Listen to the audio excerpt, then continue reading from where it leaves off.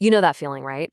That instant calm that just washes over you when a dog greets you with a wagging tail or a cat curls up on your lap. We've all felt it. But what if I told you that feeling isn't just a feeling?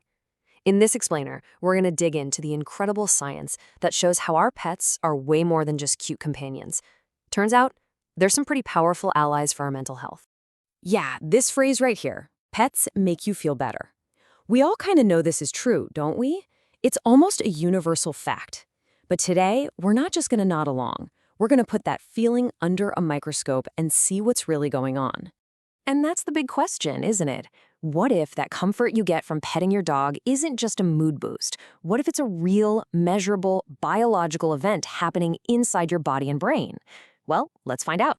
Okay, but before we dive into all the cool brain chemistry, we need to get something really important straight. We have to be super clear about what we mean and what we don't mean when we say pets can treat mental health issues. This is a crucial distinction.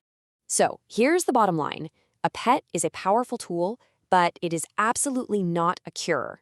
They can be an amazing form of support, helping to ease symptoms and be part of the recovery process.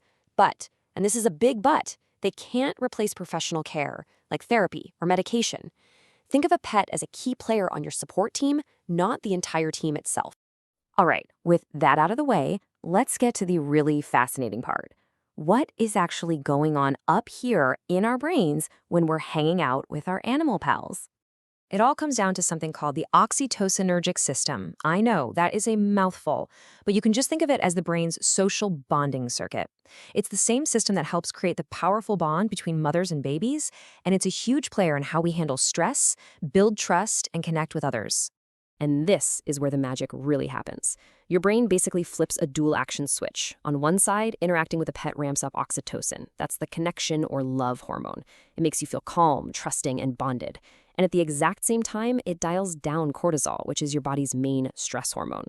So you're getting this incredible 2-for-1 deal. More of the good stuff, less of the bad stuff. It's your body's chemistry literally fighting stress. So we've got this amazing biological shift happening inside of us.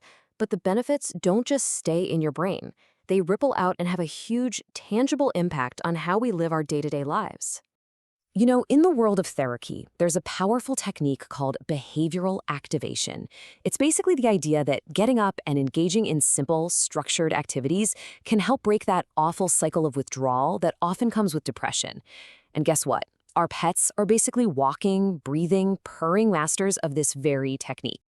I mean, think about it. Your dog needs to go for a walk. Your cat needs to be fed. These aren't just suggestions, they're demands. That little furry face is an external force that requires you to get up, move, and act. And just by doing that, you're physically breaking the cycle of inertia.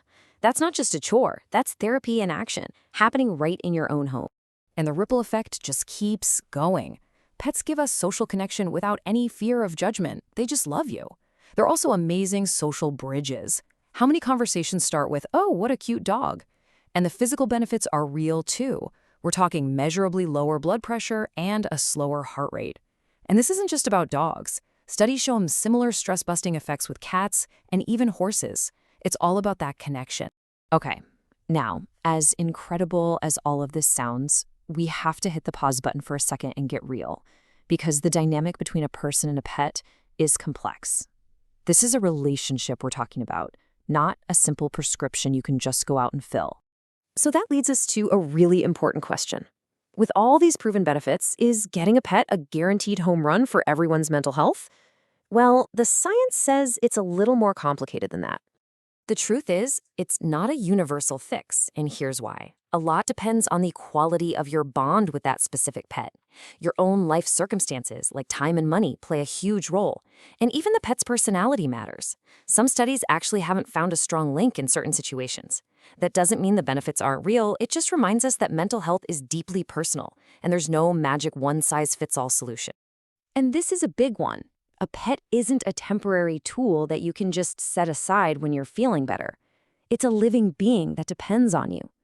This is a relationship, a long-term commitment that can easily last for 10, 15 years, or even more.